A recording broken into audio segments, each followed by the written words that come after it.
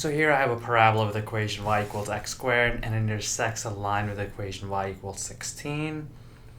Okay. And it intersects, okay, so y equals, so let's just say that's 16 right there, the y value right there is 16.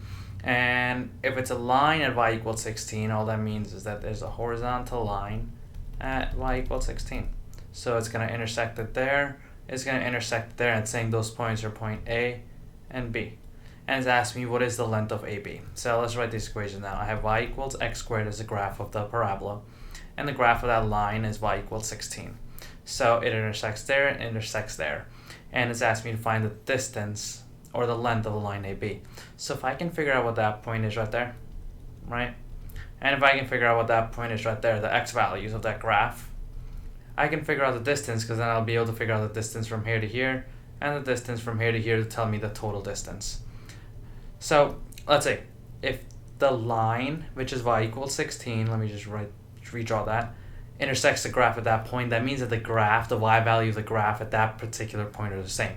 So what I'm going to do is I'm going to set these equations equal to each other. So it'll just be x squared equals 16. I've just set the y values equal to each other because the y values there of the line and the parabola are the same.